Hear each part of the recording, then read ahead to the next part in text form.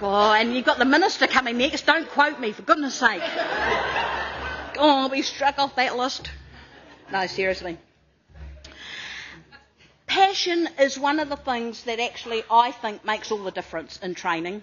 I think it's about being excited about seeing a change.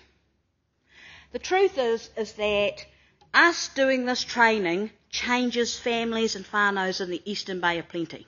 That's what the difference is. It actually means that we now have people doing their nursing training.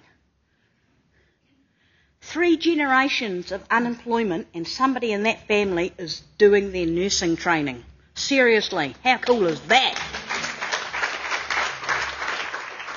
So I do talk about the money, but for me, that's the stuff that's priceless. And the priceless thing is, I get to sell them to the DHB.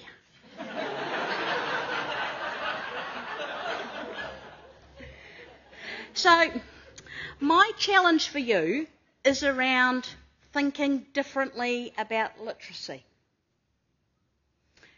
Here's a clue about my disability.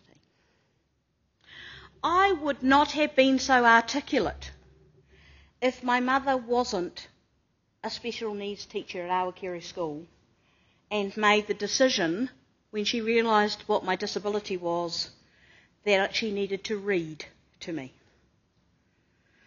So my mother read me 5,000 stories before I went to school. So a love of the language and a love of the spoken word is something that I am incredibly passionate about. It also means that I can be articulate and I can talk. And that's a clue for a bit later on. So, nuts and bolts. Policies need to go back to what they are. And so when you're going in and talking with employers and setting up training and looking at systems, talk about infrastructure. Talk about the things that you believe people will need in place. We realised really quickly we needed a literacy and numeracy expert on our staff, so we trained somebody. Because actually that was so vital to get people in the door. The other thing is, we never called it literacy, numeracy, ever.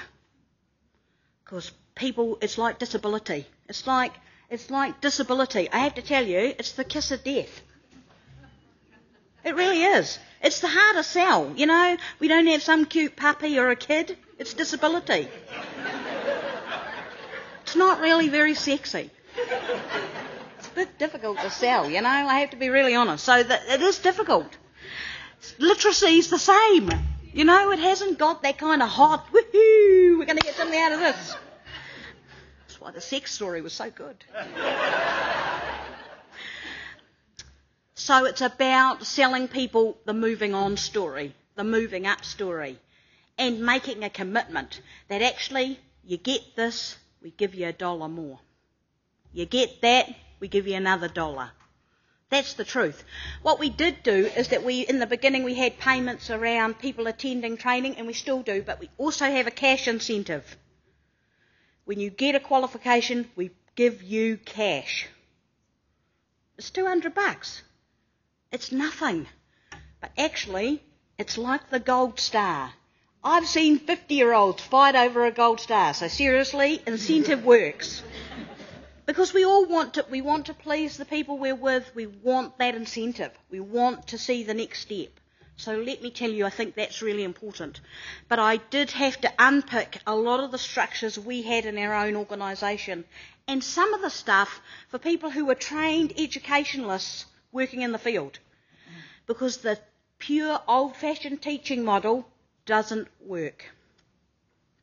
It's about getting in beside people and talking about tasks and how they do things and making it interactive. And plain languaging 99% of the material that you're using when you're delivering whatever you're delivering. I hope that you, in this day and in the sessions you've had, get a growing edge. Because the ultimate aim that we have for our trainees is a growing edge every day.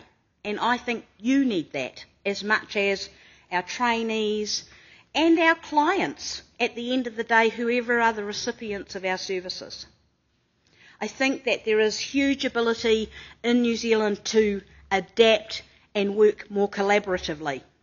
I think that we need to put aside some of the organisational barriers we've got and think about how we can deliver training in a more collaborative way.